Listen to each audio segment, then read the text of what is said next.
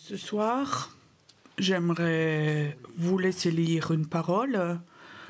Vous avez le droit de deviner qui va vous lire ça. Qui a une voix si belle? Ina, viens voir. Un psaume que vous connaissez tous, le psaume 91.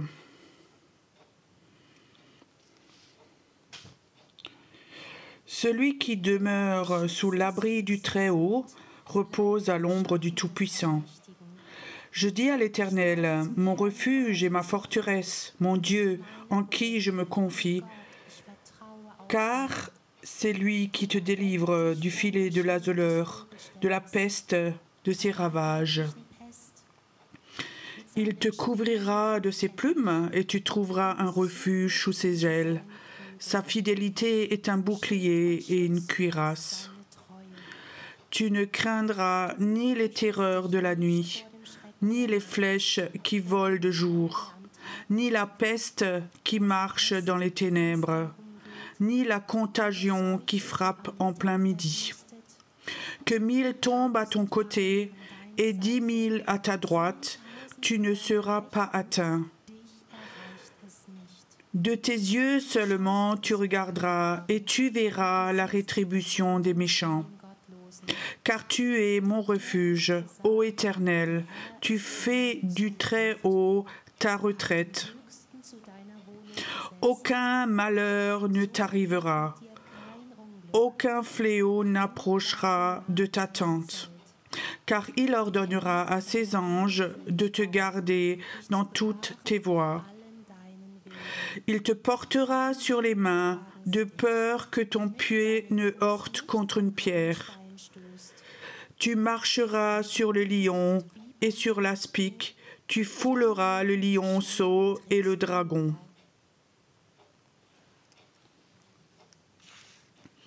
Luther, il y a parfois différentes traductions, dit qui est sous l'abri du Très-Haut.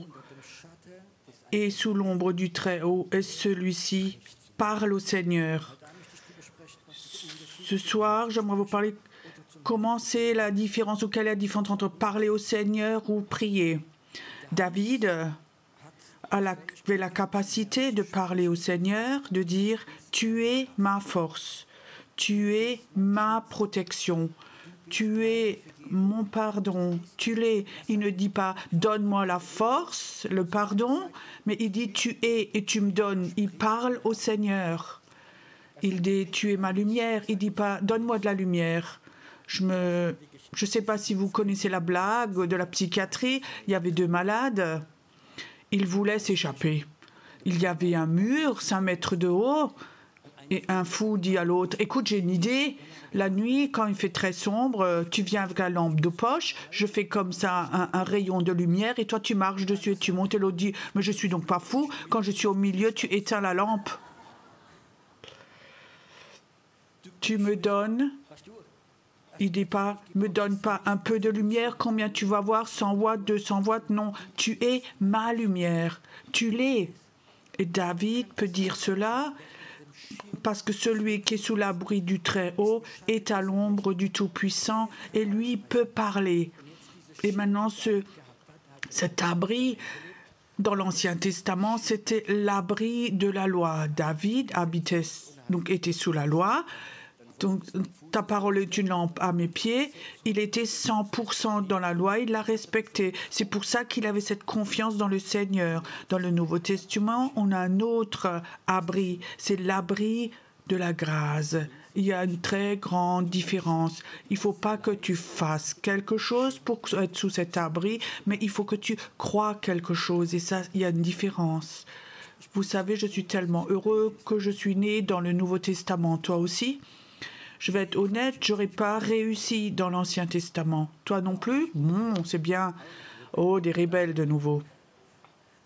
Tu sais, David donc était dans la loi et essayait de la vivre. Et ça, c'était sa relation avec Dieu. Qui a le droit de monter sur la montagne, dit-il, rencontrer Dieu, celui qui a des mains propres, qui n'a pas de péché, qui fait ceci, cela. Dans le Nouveau Testament, Dieu, tu peux rencontrer Dieu sur la montagne, pas parce que tu as fait quelque chose, parce que Jésus a tout fait pour toi. Il y a un abri de la grâce. Ça veut dire, tu n'as aucune chance de plaire à Dieu au travers de tes œuvres. Amen. Tu n'as aucune chance. Tu plais à Dieu pour ce que tu es et parce que tu crois en Jésus-Christ. Nous avons un abri de la grâce et nous l'oublions et nous vivons en dehors. Ça veut dire que nous allons nouveau dans un évangile de rentabilité. Je veux faire quelque chose pour lui plaire. Je veux faire ceci, cela pour lui plaire. Et je veux vous dire, quand on rentre là-dedans, automatiquement, on s'éloigne de nouveau de cet abri de la grâce. Qu'est-ce qui se passe dehors quand il pleut? Imagine, je vais sortir ma voiture, il pleut fort et Martin vient avec son parapluie pour que je ne sois pas mouillon. Je dis, Martin, j'en ai pas besoin, mais je vais être mouillé.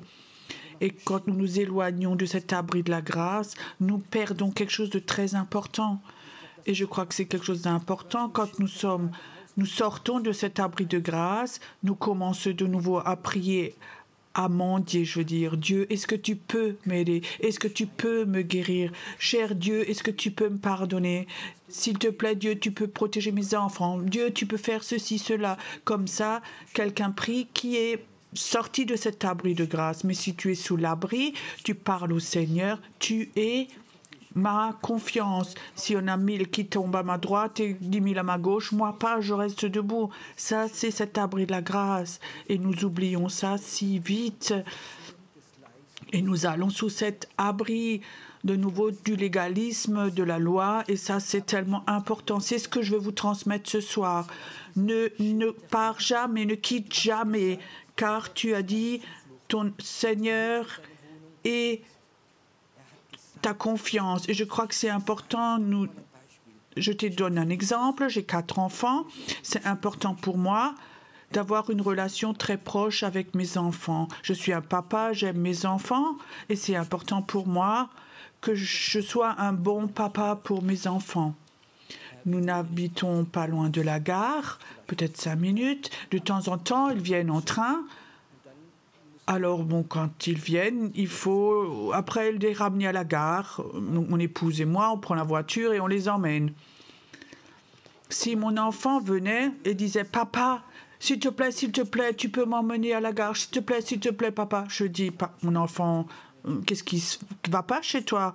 Pourquoi tu m'en dis? Tu sais donc que c'est normal que je t'emmène. Je suis ton père, je t'emmène à la gare. Tu n'as pas besoin de dire « S'il te plaît, s'il te plaît, s'il te plaît. » Et tu peux dire, papa, tu m'emmènes, hein, ou papa, tu sais que tu m'emmènes. J'ai cette assurance que mon papa m'emmène à la gare. J'ai pas besoin de mendier. Si mon fils a besoin de quelque chose, il sait très bien, je vais lui donner. Et ça, c'est une relation de foi avec Dieu. Beaucoup de chrétiens, c'est OK. Dieu, est-ce que tu peux me donner ceci, cela? Mais là, tu as une relation avec Dieu qui n'est pas très proche et tu n'es pas sous cet abri de la grâce. Parce que si tu es là-dessous, toutes les promesses que Dieu t'a données, elles sont là pour toi. Elles sont là pour toi. Dieu m'a promis que toute ma vie, il va me pardonner. Je sais encore quand j'étais nouveau croyant. Un jour, j'ai dit, est-ce que tu me pardonnes encore une fois? Et en France, vous savez, on paye souvent, pas forcément liquide, mais souvent avec des chéquiers. Même pour 5 € dans le tronc d'offrande, on peut mettre des chèques avec 5-10 €. Et il y a un carnet de chèques. Et quand le chéquier est vide, il faut aller à la banque en chercher un autre. Et pour moi, quand j'allais chez Dieu, c'est toujours comme si donc le chéquier était vide et je disais si c'est vide et je suis allée vers Dieu, j'ai dit si le chéquier est vide, qu'est-ce que tu fais? Alors il dit, Pierrot, je suis le pardon. Je ne te donne pas le pardon, je suis le pardon. Et si je vis dans ton cœur, le pardon vit dans ton cœur. Est-ce que tu peux prendre ceci pour toi ce soir? Dieu est le pardon. À l'époque aussi, je priais beaucoup, Dieu, est-ce que tu m'aimes encore? Tu sais ce que Dieu a dit, la même chose. Je suis l'amour et j'habite en toi. Arrête de mendier, proclame-le. Qui est sous l'abri du Très-Haut, il peut proclamer. Et il ne perd pas son temps à dire, Seigneur, est-ce que tu m'aimes encore? Est-ce que tu es encore prêt à me pardonner? Est-ce que tu as encore de la patience? Est-ce que tu as ceci, cela? Ce sont des prières de doute. Si quelqu'un vient chez moi et dit, Pierrot, est-ce que tu aurais le temps pour moi? Je peux dire oui ou non. Tu comprends? Il y a des personnes, ils posent la question de façon rhétorique. Mais si tu poses la question, tu me donnes ta voiture, tu fais ceci, cela, tu peux dire oui ou non. Mais si Dieu dit, tu es mon pardon, ou tu n'attends pas un non, si tu dis, Dieu, est-ce que tu peux encore une fois me pardonner? Ça a à voir avec le doute. Ça veut dire que tu n'es pas sous cet abri de la grâce. L'abri de la grâce, c'est quelque chose, pour moi, personnellement, où régulièrement, il faut s'éprouver soi-même. Moi, je m'éprouve moi-même. Est-ce que dans mes pensées, dans mes sentiments, dans mes prières, sous cet abri de la grâce, ou est-ce que je suis juste, je me suis éloignée, je suis nouveau dans la rentabilité, dans les doutes, et je combats de nouveau. Celui qui souhaite abri de la grâce, il va vivre que les anges enlèvent les pierres sur ton chemin pour que tes pieds ne se cognent pas. Est-ce que ça, c'est une belle promesse? Tu comprends cela? Tu n'as pas besoin de prier pendant des heures, que tous les démons s'enlèvent, qu'il faut faire de la guerre spirituelle. Il y a des anges qui viennent et ils libèrent le chemin pour toi, parce que je suis un enfant de Dieu, parce que l'amour de Dieu est en moi, parce que l'onction est en moi, et parce que ces choses sont là. Et cette question, est-ce que cet abri de grâce, tu ne peux que le connaître dans l'esprit. Donc ta chair, tes pensées sont que dans la rentabilité. Tu dis maintenant, je vais te montrer Dieu, que je suis capable, que tu m'aimes, je vais faire tout ça. C'est pas la grâce. Je suis aimé parce que tu m'aimes et j'ai pas besoin de faire des efforts. J'ai jamais dit à mon père, papa, est-ce que tu m'adoptes encore une fois? Je suis ton enfant. Non, je savais, il est mon père. Ce soir, j'aimerais te demander, est-ce que tu t'es déjà éprouvé toi-même? Est-ce que tu es sous cet abri de la grâce ou est-ce que tu es sous l'abri de la rentabilité? Honnêtement, en toi, tout au fond de toi, combien de fois, moi, je me suis surpris moi-même, je suis de nouveau dans ces pensées de rentabilité. Et quand tu étais de nouveau dans ces pensées, tu dis, Seigneur, pardonne-moi de nouveau, aide-moi, guéris-moi, et tout ça. La Bible dit, cherchez d'abord le royaume de Dieu et Dieu te donnera tout le reste. Ça veut dire que, théoriquement, tu n'as même pas besoin de prier, Dieu te donne tout. Si tu construis le royaume de Dieu, si tu avances avec lui. Quand je me suis convertie, donc dans une cellule de prison, Jésus était venu et je sortais, je savais une nouvelle vie va commencer. Mon problème encore, j'avais 8 mois en sursis et plein de procès. Il fallait encore que 5 ans qu'à la police je tamponne. J'avais 2 millions de dettes. Maintenant, tu peux imaginer qu'est-ce que c'est comme vie, tout ça. J'avais plus rien à part Jésus. Maintenant, tu sors de cette situation. Et qu'est-ce que tu as comme souci? L'argent, tu ne pourras jamais rembourser parce que les intérêts sont plus hauts que ce que tu peux en fait payer. Et à l'époque, ce n'était pas 7 ans, c'était très très long. Donc tu n'avais aucune chance de rembourser cette somme. Et j'ai compris quelque chose, que Dieu est cet abri. Alors j'ai fait un contrat avec lui, je n'ai jamais prié pour mes problèmes. Et je n'ai jamais prié pour mes problèmes. Parce que si Dieu n'avait pas fait un miracle, j'aurais jamais eu de chance. J'ai compris quelque chose, je veux construire le royaume de Dieu. Quand je construis le royaume de Dieu, Dieu s'occupera de mes problèmes. Mais je ne je savais pas, je n'avais pas de capacité comment construire son royaume.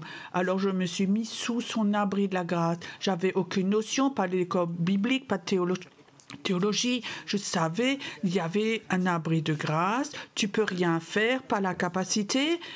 Et tu as commencé dans cet abri de grâce. Je vous promets, j'ai jamais prié pour mes dettes, pas pour mon sursis, rien du tout, rien du tout. Et Dieu a fait un miracle après l'autre parce que j'étais sous cet abri de la grâce pendant des années. Tu comprends? Jusqu'à ce que tout soit enlevé. J'ai pas passé mon temps à prier dans la pleure, que si les gens viennent pour tout m'enlever. Non, Dieu a fait de miracle en miracle parce que j'étais sous ce parapluie, sous cet abri de grâce. Et c'est tellement dangereux que tu t'en éloignes. Tu penses que tu fais quelque chose par toi-même. Combien c'est difficile quand cette pluie amère tombe après. Je vous dis, nous allons voir le réveil si nous voulons le voir. Il faut nous positionner sous cet abri de la grâce. Avec la loi, nous n'allons pas avoir de réveil. Il n'y a aucune église en Autriche qui a la capacité de libérer le réveil. Il n'y a aucun pasteur, aucun prophète en Autriche qui a la capacité d'appeler le réveil en Autriche. Mais ça peut-être ce soir, une femme toute normale ou un homme tout normal être sous cet abri de la grâce et peut appeler le réveil et ça peut venir. Vous croyez ça? Ça, c'est la différence. Des circonstances, l'Allemagne, c'est pas mieux. En Allemagne, je connais aucun pasteur d'église qui a la capacité de libérer le réveil. Personne n'a la capacité. Mais je sais que si les gens se mettent sous cet abri de la grâce, on n'a pas besoin de ces gens doués, ces grands prophètes ou pasteurs ou évangélistes, mais il faut que tu sois sous cet abri de la grâce. Une personne toute normale, qui est peut-être nouvelle convertie, qui a peut-être beaucoup de faiblesse de caractère, mais il se positionne sous cet abri de la grâce, il sera capable de libérer le réveil. C'était comment chez David ? Un petit fils de berger, et là il y avait Goliath. Qu'est-ce que David a fait? Il était sous cet abri de la grâce. Il savait que Dieu lui avait dit « Va, je suis avec toi ». Nous n'avons pas besoin de beaucoup de capacités pour libérer le réveil. Nous avons besoin d'hommes et de femmes qui sont sous cet abri de la grâce et qui commencent à exprimer des choses, pas à prier, à dire des choses. Je crois que les proclamations, ce qu'on exprime est plus fort que certaines prières au mur de lamentation. Hier soir, pendant le culte, pour ceux qui étaient là, nous avons proclamé un mot plusieurs fois. Vous vous rappelez? Malgré tout. Et quelque part, ce mot, nous l'avons proclamé, ce malgré tout, je sentais comme quelque chose partait. C'est comme si chaque plan de l'ennemi pour te détruire avait été brisé, arrêté, stoppé.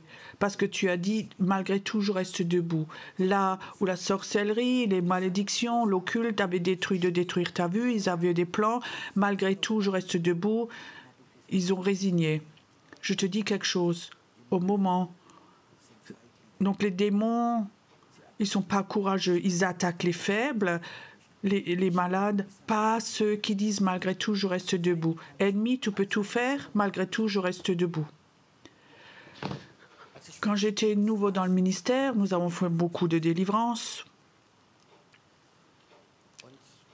Dieu m'avait vraiment donné un don de discernement des esprits, où étaient rentrés les démons, et beaucoup de gens sont venus pour la délivrance. Et alors on avait un jeune couple dans notre église. Et le soir, à 9 ou 10 heures, cet homme commence à crier de douleur. Dans une oreille, il avait des douleurs très très mal. Et son beau-frère et sa femme l'ont amené chez moi à la maison. C'était 10 heures le soir. Je sortais juste du groupe de prière. Cet homme était par terre et criait de douleur. Et il tenait l'oreille. Et je dis, Seigneur, qu'est-ce qui se passe? Tout de suite, j'avais vu comme des femmes... Ils étaient autour d'une poupée, ils avaient piqué avec une aiguille dans l'oreille. Tout de suite, je savais vaudou. Je savais tout de suite. Et j'étais fâchée dans l'esprit. Et je disais, au nom de Jésus, ce démon qui fait cela dans cette oreille, tu pars maintenant et tu tortures ceux qui t'ont envoyé. Au même moment, cet homme s'est levé, c'était parti, il y a même du sang qui est sorti de l'oreille.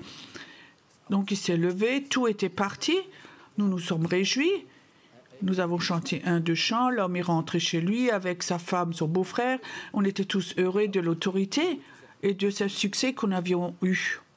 Le jour d'après, le soir, à la même heure, ma fille, c'était Sarah. Elle n'avait pas encore 2 ans, elle commençait à crier, et elle se tient à l'oreille. Et je savais tout de suite ce que c'était.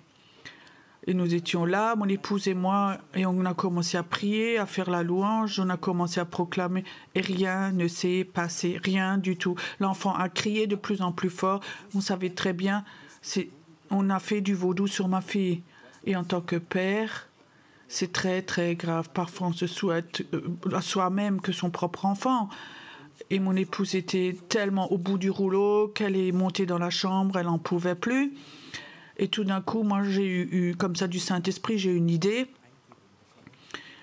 J'ai pris ma Sarah dans les bras, et alors, j'ai pas parlé à Jésus, et pas au Père, et pas au Saint-Esprit. J'ai parlé avec le diable. Je lui dis, diable, Satan, je sais que tu sais toi, mais je te promets quelque chose à partir d'aujourd'hui. Peu importe ce qui se passe, je fais 2 fois plus de délivrance. Et au même moment, c'était parti. C'était parti. Parfois, il faut avoir ce courage de parler. Si hier soir, tu as dit « Malgré tout, je reste debout », au fond, en fait, j'ai rien dit d'autre qu'au diable. Je dis « Malgré tout, je fais ce ministère, peu importe ce qui se passe. À partir de maintenant, je fais plus. De toi, je n'ai pas peur. » Et je crois que Dieu voudrait parfois que nous apprenions à proclamer des choses quand nous sommes sous cet abri de la grâce. Il y a comme ça un mouvement qui s'appelle le mouvement de la foi. Et pour eux, la foi, c'est quelque chose de très important. Ils ont une foi et proclament. Mais il y a beaucoup de chrétiens, ils ont copié ça et ils commencent à proclamer, mais ils n'ont pas la foi pour ça. Et tu sais quoi? Ça, c'est de l'air. C'est de l'air. Et d'abord, il faut croire, après proclamer. Et qu'est-ce que nous devons croire? En premier, bien sûr, la parole de Dieu, mais aussi nous devons croire que cet abri de la grâce est au-dessus de nous. Si quelqu'un est là et il croit qu'il est sans péché cette semaine, tu as le droit de continuer à prêcher. Moi, je crois que tous, nous péchons encore, c'est juste. Et ça, donc le péché autorise que les démons peuvent nous attaquer si nous ne sommes pas sous cet abri de la grâce. Si nous sommes dans la rentabilité, nous tombons toujours de nouveau dedans. C'est pour ça que je dis l'essentiel ce soir. Je dis celui qui est sous l'abri du Très-Haut, il parle au Seigneur. Il parle au Seigneur. Le réveil va venir. Le royaume de Dieu va être construit. Les puissances des ténèbres vont perdre leur force. La sorcellerie va être détruite. Tu vas tirer des flèches dans le monde invisible qui ont de la puissance. Et tu as le droit de proclamer. Tu as le droit de tirer des flèches si tu es sous cet abri du Très-Haut et tu crois que la grâce de Dieu te couvre. C'est la grâce de Dieu. Alléluia. Ce soir, j'aimerais faire quelque chose. Est-ce que tu es sous cet abri de la grâce? Est-ce que ce soir tu peux dire, Jésus, je suis incapable d'être un chrétien modèle. Je suis incapable d'être super saint. Je suis incapable d'être sans faute. Mais je me mets sous ton abri de la grâce. Je crois que cet abri de la grâce, le sang de Jésus couvre tout. Et que tu as le droit de parler, et que j'ai le droit de parler, que je peux proclamer, que je peux tirer des flèches, que je peux appeler des choses dans l'esprit. Écoute, si tu es là ce soir, et tu voudrais, du fond de ton cœur, dire « Oui, Seigneur », je me mets sous cet abri de la grâce ce soir de façon vraiment consciente et je veux vivre sous cet abri. Alors lève-toi de ta chaise.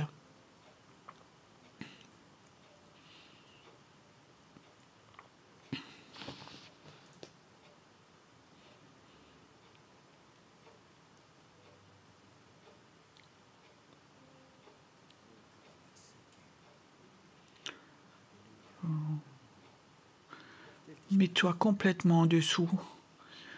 Cet abri de la grâce, c'est le sang de Jésus. Et il coule sur toi maintenant. Il coule sur toi. Ça coule sur toi maintenant.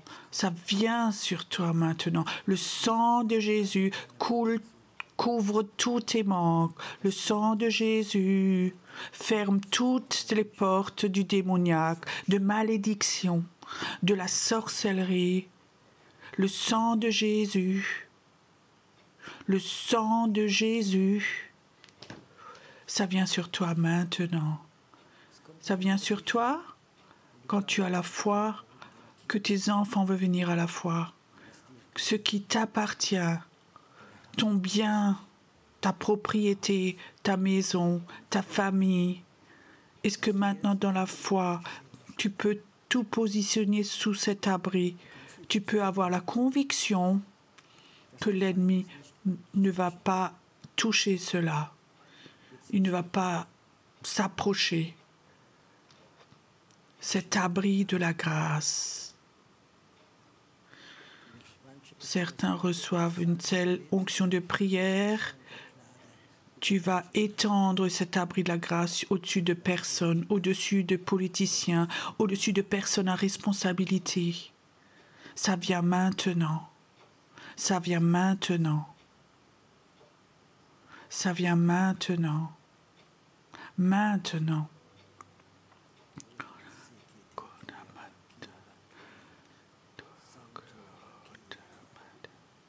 Maintenant, ça vient.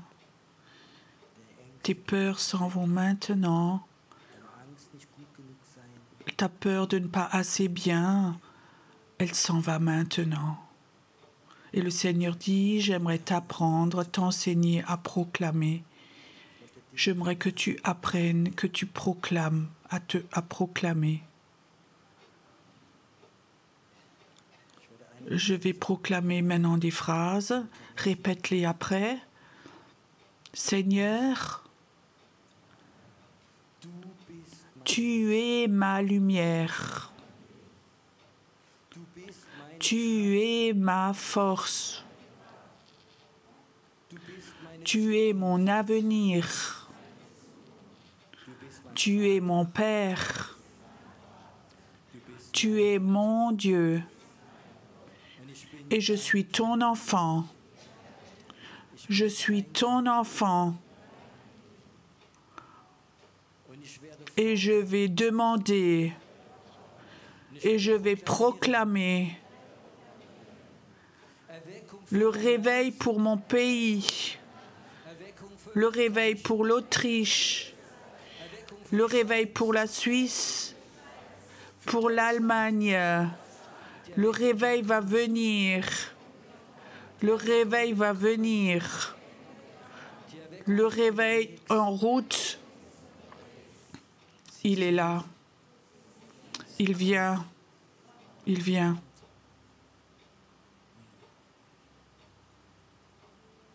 Je sens comme il y a une nouvelle autorité qui vient sur toi. Elle vient maintenant. Tu vas avoir des moments comme ça, comme tu as proclamé maintenant. Tu vas prier autrement chez toi à la maison. Tu vas être dans ta pièce de prière et tu vas tirer des flèches dans le monde invisible, des flèches pour tes enfants, pour ta famille. Tu vas proclamer des choses. Tu vas arrêter d'être devant le mur de lamentation.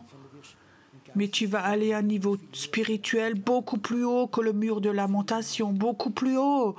Tu ne iras pas vivre au niveau le plus bas, mais tu iras dans ce niveau prophétique, tu vas vivre dans ce niveau et tu vas proclamer. Jour après jour, tu vas tirer des flèches et ça va transformer le monde invisible dans le pays où tu es, là où tu vis. Je vais te dire, il est temps que les chrétiens du niveau le plus bas de la cure d'âme, qu'ils apprennent à proclamer. Nous avons des niveaux de prière où que l'onction est tellement forte que tu ne peux pas être debout parce que la présence de Dieu est tellement forte que les anges sont là et chaque flèche que tu tires, des anges vont aller avec, ils vont le faire. Écoute, maintenant, nous allons encore faire des proclamations. Et je vois comme des anges viennent maintenant, comme des anges sont là maintenant, et les anges sont là pour aller là où les flèches vont aller. J'attends un moment jusqu'à ce que les anges soient là, et nous allons tirer des flèches de réveil maintenant. Esprit de mort, esprit de mort, tu vas partir, tu vas quitter ce pays, parce que la vie de Dieu vient. Sorcellerie, tu vas perdre ta force, parce que c'est la volonté de Dieu. Une armée prophétique se lève et ils vont tirer des flèches. Et ils vont tirer des flèches. De tirer des flèches au nom de Jésus. Et moi, je vais tirer des flèches. Je vais tirer des flèches. Je sors de la vallée de lamentation et je monte sur les montagnes prophétiques. Et je vais tirer des flèches. Je vais tirer des flèches.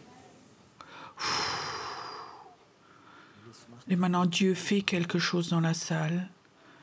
Dieu touche maintenant tes mains comme signe que tu vas tirer des flèches. Comme si le feu de Dieu touchait tes mains maintenant. Ce feu, comme confirmation spirituelle, tu es appelé à tirer des flèches. Tu es appelé à proclamer. Tu es appelé de Dieu à aller à un niveau très, très élevé pour tirer des flèches très, très loin. Il y a un temps qui va venir où l'Autriche va être appelée à prier pour d'autres pays, où les Autrichiens vont prier pour les pays et les autres pays vont recevoir le réveil. Dieu va en Autriche appeler une armée de prière prophétique qui a appris à tirer des flèches prophétiques, à proclamer. C'est là maintenant. Reçois maintenant. Toi qui es là et tu sens maintenant ce feu dans tes mains, élève tes mains vers Dieu maintenant. C'est comme si Dieu disait, je te donne mes mains. Je vais tirer, moi, ces flèches, que je me sente bien ou pas, ou que si j'ai des sentiments de valeur ou pas, si la situation est bonne ou pas, je vais tirer des flèches. Waouh! Écoute, ces flèches peuvent transformer un pays. Si les personnes qui sont là ce soir commencent les prochains jours, tous les jours, à tirer des flèches de libération, de délivrance, le pays va se transformer. Aussi les gens qui écoutent maintenant sur YouTube, aussi toi qui es chez toi à la maison, tu peux tirer des flèches. La main de Dieu voudrait venir. Tu es sous l'abri de la grâce et tu vas tirer des flèches. Arrête de gémir, arrête de croire que tu es petit. Tu es sous ce parapluie, sous cet abri de la grâce. Tu es un enfant de roi. Tu es appelé à tirer des flèches de délivrance pour toi, ta famille, pour ton pays, peu importe où tu es. Merci Seigneur pour cette armée de prières prophétiques qui est là ce soir. Viens, inspire encore, ça vient, il y a encore quelque chose qui vient. C'est l'onction du feu qui vient maintenant. C'est l'onction du feu. Il y a des temps qui vont venir où vous tirez des flèches et tout d'un coup, tu as envie de lâcher un cri de victoire. Tu seras chez toi à la maison et le feu de Dieu va être si fort que tu ne peux pas autrement que de crier et tu cries dans le monde invisible et ça va libérer des flèches. Libérer. Ou les Russes tire toujours plus loin les missiles vers les Américains. Nous allons commencer dans l'esprit, nous, à tirer nos flèches. Écoute, je vois comme les anges sont là ce soir. Ils vont être avec toi. Ils vont être avec toi ce soir. Ils vont être avec toi ce soir. Quand tu tires les flèches, ils vont aller. Et si tu tires une flèche quelque part qui est à 300 km, les anges sont en une seconde là-bas. Ça va se réaliser. Ça vient encore. Il y a un feu qui vient encore maintenant. Ce feu vient encore maintenant. Quelqu'un qui sent que dans toute ta colonne vertébrale, que tu es touché par ce feu maintenant dans ta colonne, que Dieu dit à cette personne, écoute, tu vas devenir fort. Où ton corps était faible les derniers temps, tu vas être fort. Il y aura une force corporelle dans ta colonne vertébrale. Tu sauras, tu as besoin de cette force pour tirer ces flèches. Ça vient maintenant. Quelque chose vient sur toi maintenant. Il y a un feu qui vient dans ta colonne vertébrale. Tu es marqué par Dieu, par ce feu prophétique pour tirer ces flèches. Reçois maintenant, reçois maintenant, reçois que l'esprit de mort ne va plus te toucher facilement. C'est fini tout ça. C'est fini. Ayons encore un moment encore où nous adorons notre Dieu. Nous adorons Dieu. Et ce soir, pendant ce temps d'adoration, si tu as sur ton cœur, tire une flèche, alors tire encore une flèche. Le ciel est ouvert. C'est l'onction pour que ces flèches aillent loin ce soir, qu'elles aillent très loin ce soir. Et à la fin, si tu as sur ton cœur, derrière, on met 2 paniers. Et si tu veux donner ton offrande, mets l'argent dedans. Ce soir, ayons un temps d'adoration où nous adorons notre Dieu. Et pendant cette adoration, dans l'esprit, on tire encore des flèches. Au nom de Jésus.